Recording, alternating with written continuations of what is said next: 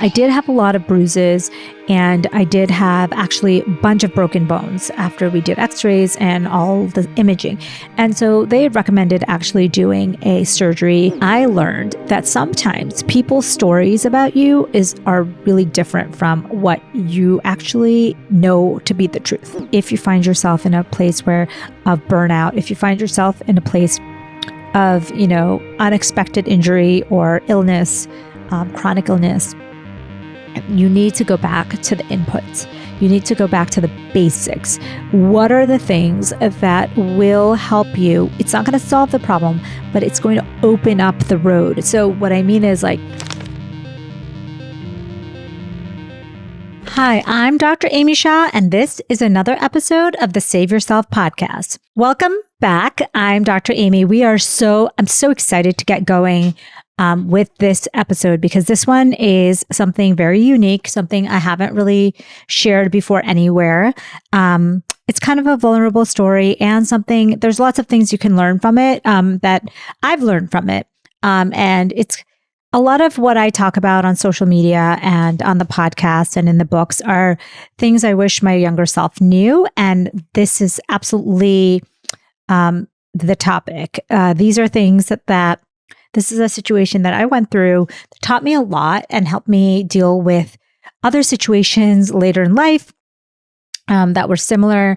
It also equipped me with the mental strength and the tactics that I now use regularly in my work. So again, I'm Dr. Amy Shah, and I want to thank you, first of all, for being here, for putting your reviews in. Thank you for rating the podcast. Thank you for sharing it with your friends. Thank you for helping it grow. It's literally supported by you and your listenership. So I really, really appreciate that.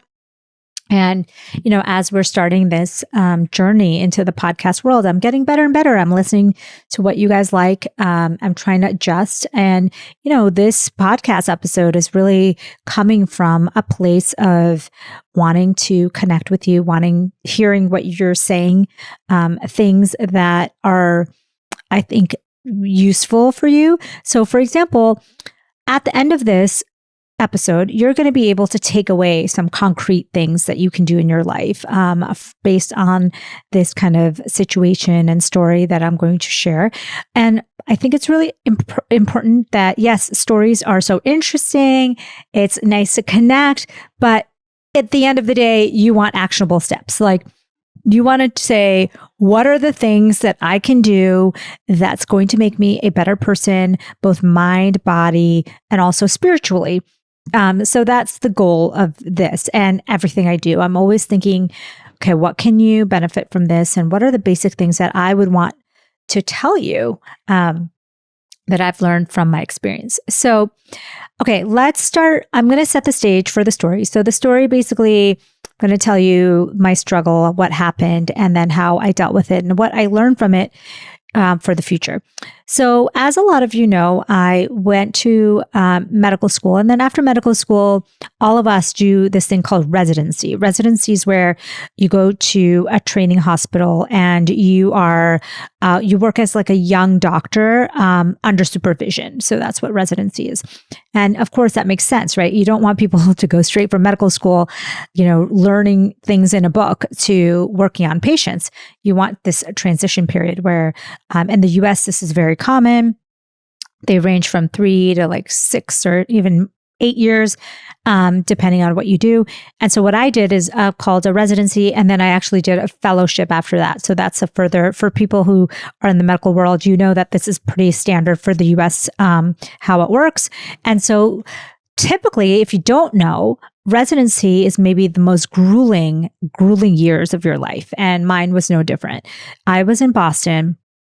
I was in a residency program that was very prestigious, and they were known to work everyone really hard.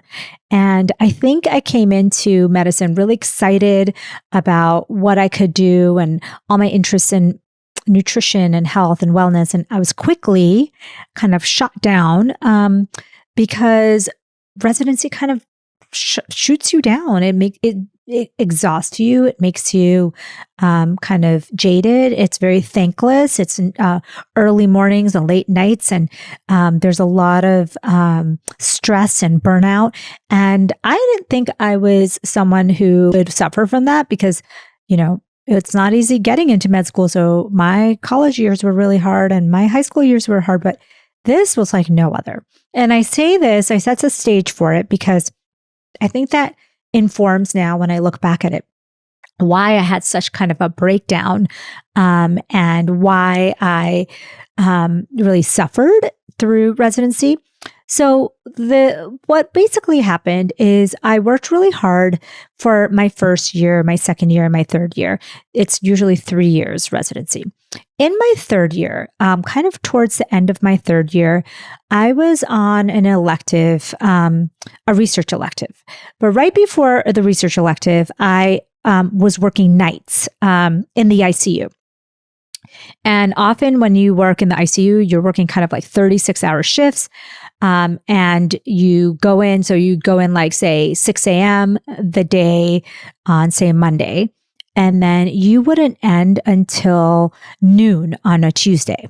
So you can imagine the sleep loss and the exhaustion that you might feel from that. And this, mind you, was in my third year. So in my third year, I was already kind of beat down. I was living in the Northeast in Boston. I had such seasonal affective disorder. I really could not wait to be done with my training. I was almost questioning why I went into medicine in the first place. And the nice thing is that so many of us were in the same boat. Like, we would all talk about how burned out we were and how we weren't really excited about medicine. We were so tired. We were so underappreciated. People were so toxic to us and all that stuff. So basically what had happened, there's a couple of things that happened in a row. So one day I came back from being on call, this 36-hour call, and I got home around noon, maybe 12:30, and I was in my parents' house, and we had already moved out of our apartment, and we were staying with my parents in Boston, a suburb outside of Boston called Lexington. We were staying with them for the last few months of residency. And so I came home and my dad said, "Oh, I booked a tennis court." I think it was February, maybe it was January. I booked a tennis court for 3:00 today. And I said, "Oh, well, I need to go to sleep." So he goes, "Go to sleep now, and then you can wake up around 3. It would be great if you could join us." And so I thought to myself, okay, you know what? I'm just going to nap till 3, and then we'll play, and then I'll come home, and maybe later on I'll take a nap again. Or I'll go to sleep early. That was like the plan. That was very typical for people post-call. You may not sleep the whole day because you want to be able to sleep that night. So it's not atypical to kind of have a quick nap, like a 2-hour nap, and then take the rest of your sleep later in the day.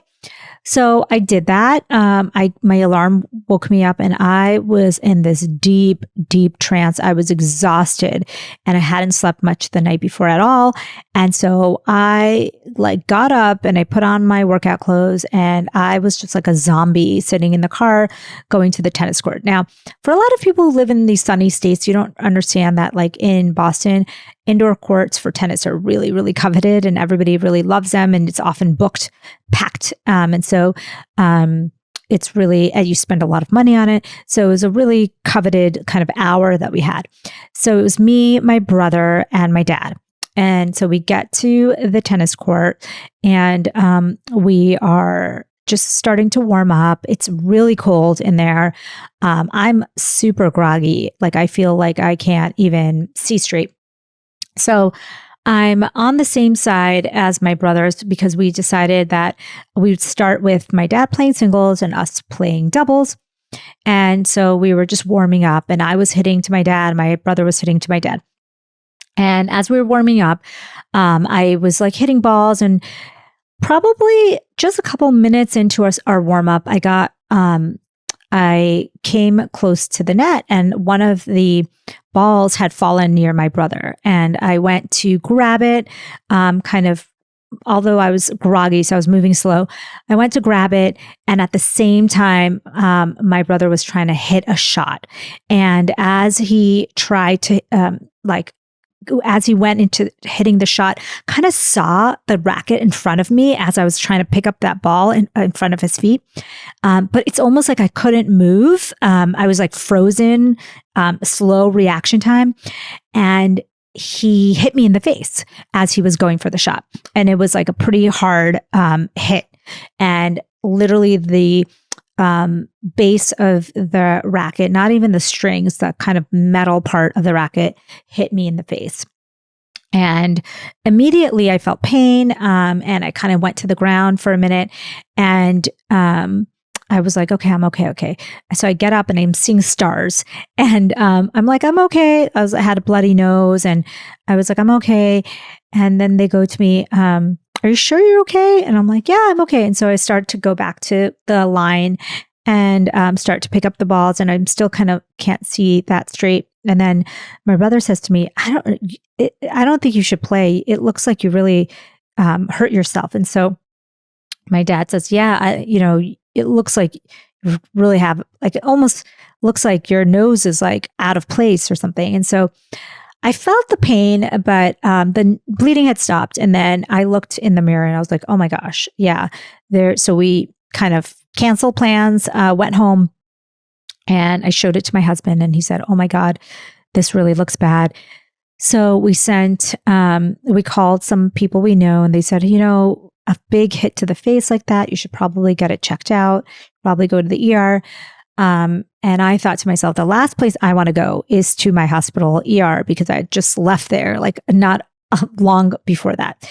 So finally, after a lot of back and forth, a lot of talks with all these different doctors, they were like, no, you should go to the emergency room. So I went to the emergency room, and of course I had a lot of questions there. Like, why did this happen? How did it happen? Like, are you sure you didn't get hit? Like, people really thought it was like a domestic violence issue. And I really was telling them like, no, it actually was just an exhaustion and reaction time issue. And the problem is that I did have a lot of bruises, and I did have actually a bunch of broken bones after we did x-rays and all the imaging.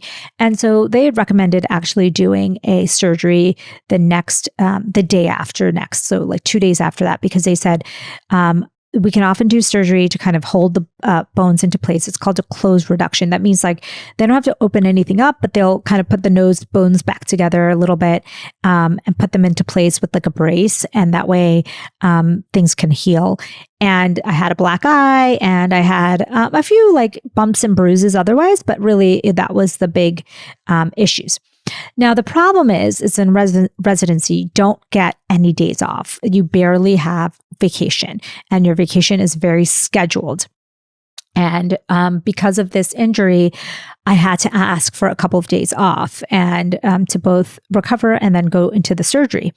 And it was a really big deal, and they weren't very happy about it. But I said I needed to do it. The problem was I really underestimated what surgery was, how I would feel after. I thought I would just need a day or two off just to get recovered from this injury and then from the surgery. But really, it was a big deal. And I tell you this story because it keeps going. But what happened is I got the surgery, I got the brace. I went back to clinic like the next day. And luckily that week I was starting something called a research month. And a research month is kind of a lower intensity month. And I was just about to start that. So I was like, oh, thank God, because I really need some time to recover. And what I was really suffering from was, now I think about it, I was really burned out, and this was just icing on the cake. And the way they treated me in my program for needing this time off for an injury was really disheartening, and everyone was not very happy and accommodating. And so what happened thereafter is for the next 2 weeks when I was on research, I really kind of just took it easy. I would go in as, just for a couple of hours to show face, but then I would go home and recover. And I didn't realize what was happening, but I remember thinking I was in pain. I didn't have a lot of time off. This was my time to take off. And I started, I would come home and I'd take a nap and I'd feel better. And, I'd do a little bit of research, but I wasn't doing the full days. And that was pretty typical for a lot of the people who were also doing research. So about after I finished my rotation, maybe like a month or two later, I find out I'm pregnant. So I'm like, oh, so this is why I was so exhausted for that entire research month. And I was burned out. It was winter. I was injured. I had just had surgery. I had gone through this like traumatic event. I was just so tired from all these years of working. And I got called into administrator's office in my residency program. And this was the first time I'd ever, had any kind of like interaction directly with kind of the top level people in my program. And she said to me, I understand that you didn't really fulfill your research month. And I said, what do you mean? And she said, well, it looks like you weren't there for 8 hours a day, every single day. So I was honest and I said, yeah, that's true. I had just had surgery. I didn't, realize how long it would take to recover. And I was really burned out. And shortly thereafter, I found out I was pregnant. And so I didn't fulfill all the hours. And basically she yelled at me and I won't name names and I won't even name the program or anything. It's not about that. It's so many years ago. It doesn't even matter. But she literally made me feel like I was a terrible person, a terrible doctor, a terrible employee, a terrible teammate, and I realized like after the fact that like what was happening, but in that moment, I was super sad. I was disheartened. She was threatening me like, oh, this means that you haven't really fulfilled all of your deeds for your residency. And I said, you know what?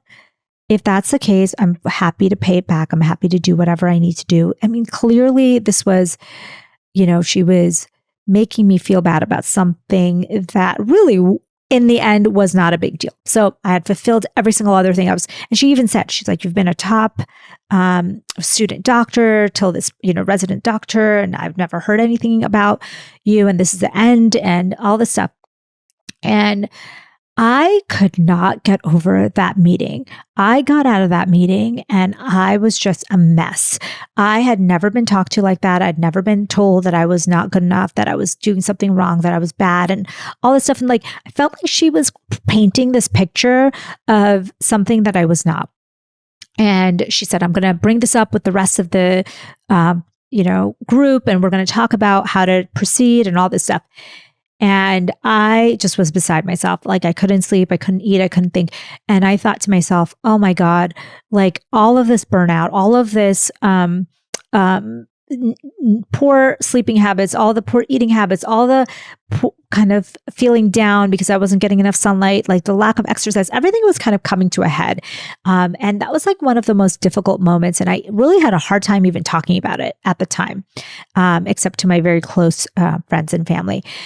And so what ended up ensuing was that, of course, like now that I look at it in retrospect, it was not a big deal at all. Nothing like she was painting it out to be. And honestly, it was a result of me being injured and being burned out and having kind of a little more leeway because there was really no structure to the program. So I ended up talking to the research professor. I ended up talking to a bunch of other people. And this was like a saga that lasted a full month that I couldn't sleep, couldn't think straight.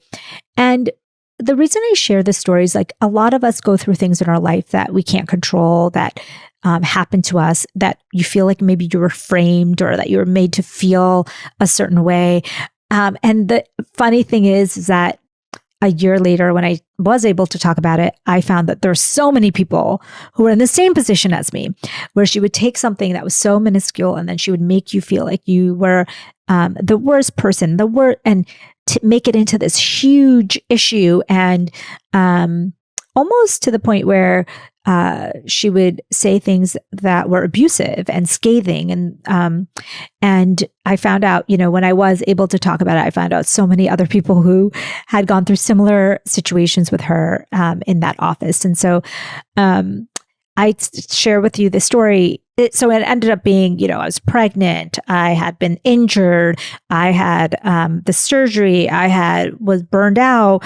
I had poor habits and poor coping skills, to be honest, and gave me anxiety for like months and months and almost a year after that. And of course, luckily there was nothing else that came out of that meeting that ended, when I ended up talking to everybody else, they were like, no, we totally understand what's happening here. You're fine. You were an amazing resident. And, we talk about the U.S. Surgeon General candidate, Dr. Cassie Means, she actually left her residency at the very end of it because of a lot of, she felt like, she was disheartened by medicine and her program. She took some leave from her program, and I could understand that. Like I think I was like at the point where I kind of wanted to take a leave as well, but I was at the very end, and I was like, I can stick it out for a few more months. And I had the support of my colleagues. I loved the doctors that I worked with, and I loved the hospital that I was at, and I loved what I was doing, even though I was really burnt out. From that situation, I learned that sometimes people's stories about you are really different from what you actually know to be the truth. Second thing I learned is that if you're not taking care of your health and mindset, everything else is going to be harder. So, for example, at that time, over that 3-year period, like medical school is pretty good about balancing exercise and eating and sleep. But in residency, everything was so out of control. Like I was working 80-hour weeks, and I was really not sleeping well. And I really was just choosing the foods that were convenient. And I really didn't have a great social structure of people that I could talk to. I had just like my husband and a friend. And I was pretty isolated. I was not getting enough sunlight. Like I said, I literally would go to work when it was dark and then come home when it was dark. And what I realized for myself and for most people, I've had to come back to this a couple of times in my life now, is that you need sunlight, you need sleep, you can go maybe a couple of days or even a couple of weeks, but over time, this really adds up. And so for me, it was my inputs create my outputs. And so the structure of my program for everyone is understand your inputs, understand that what you input through your food, your mindset, the people you spend time with, the sunlight you get, the movement that you do, the mindset work that you do, those are all your inputs. The newspapers you read, the websites you go to, those are all inputs. That creates your outputs. That creates how energetic you are. That creates how good work you do, how happy you are, how much you're thriving. And so whenever I find myself falling back into that space that I was in those months, I come back to these basics of sunlight, of sleep, of getting the movement in, getting some good people around me, really changing the inputs so that I can have a better output. And that's something I wish I knew then, because if I had known that, then as soon as I started to kind of spiral down after this accident, I should have just said, I need a break. I need to go back to my routine of sleep, of sunlight, of a community of like good things in my body, nutrition. But instead, I kind of just let it snowball to the point where I had a hard time, even functioning. Like I didn't feel excited about what I was doing. I felt exhausted all the time. I felt like I called it a funk, but now I look back into it and I'm like, I was depressed and anxious. And I was thinking like, oh, this is just, how it is, because so many of my colleagues, my doctor colleagues, were in the same place. And so whenever I get into these situations where it gets even close to that, and it hasn't really gotten to that point, but there's one other time it has, I go back to these basics of what your inputs are, create your outputs. So I had later in life, not so long ago, I had a similar episode of kind of feeling like I was framed or put in a position where I didn't feel like it was fair. I'm not ready to talk about that in detail, but hopefully I'll talk about that in the future, because it was another lesson of like the story that some people can tell about you may be different from what you believe to know is the truth. And sometimes I honestly thought in the story that I'm telling you is that because I was so strong in my conviction and because I was so strong in knowing who I was, even though it was disheartening to see that somebody else didn't see me that way, it was so nice to corroborate with other people, to talk to other people in my field who actually supported me, to really, gather the data and not let that person kind of bully me into feeling that I was, not good enough. And like one of the biggest things I realized is that there'll be your story and then there'll be their story and then there's the truth. And as long as you stick to what you know is the truth, like you can get through this. But the part I think that's actionable for you is that when you find yourself in a funk, when you find yourself maybe, in a situation where someone is saying something wrong about you, if you find yourself in a place of burnout, if you find yourself in a place of, unexpected injury or illness, chronic illness, you need to go back to the inputs. You need to go back to the basics. What are the things that will help you? It's not going to solve the problem, but it's going to open up the road. So what I mean is like, whenever I feel like I'm getting to that place, I start to sleep a little bit more, eat a little bit better, get a little more sunlight, move a little bit more, go for these walks. And all of a sudden, things start to get clearer, like the path before you becomes a little more clear. And I think it's a toolkit that we should be giving to ourselves. I wish somebody had given me that much sooner so that I could have navigated this time in my life a little bit better. And I want to share that with you because there are certain foods, for example, foods that feed the gut bacteria, probiotics, fiber, protein, polyphenols. They feed the good gut bacteria, and the good gut bacteria can make dopamine and serotonin. And the levels of neurotransmitters in your gut correlates with the levels in your brain. So you actually get a boost of your mood and clarity from eating better. And then same thing with movement. Your gut bacteria love when you move, and so does the rest of your body. So you have these anti-inflammatory compounds that the gut bacteria make because they're so happy that you're moving. And these anti-inflammatory compounds go all over the brain and the body to calm inflammation, these short-chain fatty acids. And one of these short-chain fatty acids, they'll travel all over and they'll calm the inflammation. So one thing I can tell you is if you're in a funk, move your body. When you move your body, your gut bacteria get happy, they dance, and they produce these amazing things called short chain fatty acids that go throughout your body and your brain to make you happy and calm. So moving your body, eating the right foods, and getting proper sleep.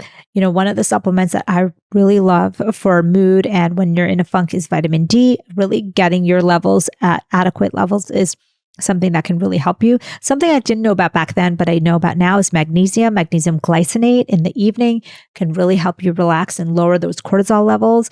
The thing that I didn't emphasize enough, I think, is getting that community around you, getting a couple of good people that the way you know that this is a good person around you is that they, after you're done, you don't feel depleted, you feel full, fuller, and happier with your life. You're not questioning your life. You're not feeling empty or depleted. That's a sign that that's a person that you want to spend more time with, and that's good for you. And so you want to spend more time with people who are good for you. They are literally changing your neurons, your neural connections, and your gut bacteria. The people you spend time with actually change your gut bacteria and your neuronal connections. This is a way for you to improve your health in ways you didn't even understand. For me, then looking back at the story, the people that I was able to finally share this with, they were the lifeline. They were like, oh my God, this happened to me, or this happened. This is very common. She does this all the time. Like this this is how you should approach it. Like I didn't share it with a lot of people. And I really, it was until way later that I actually knew that there were so many other people that had this situation. But I feel like now I know that when I'm in these situations, the more I feel like I can talk about it and I can get support, the better it's going to be. I think the connection between health, your mindset and health is something, your brain, your happiness, your mindset and health is not really talked about with doctors. And like I had went through a whole training and a whole life, lots of years not knowing that if I really wanted to improve my burnout levels, if I really wanted to improve my energy and my mood, that I needed to start with changing the insides first, like work on myself to actually change the outcome. So if there's anything you take from this today, I want you to remember that your inputs become your outputs. If you want to have a better output, change your inputs. So that's your thoughts. That's the people you spend time with. That's the things you read. That's the things you consume. That's the things you eat. That's all of the things that are creating the reality of your life. Your life is a summation of the things that you input. And that's what creates your output. That's why, spirituality and what you read and what you pay attention to really matters, because that creates your reality. And looking back at this situation, I wish I had those tools. I had to learn it the hard way. And I hope that you learn it kind of the easier way.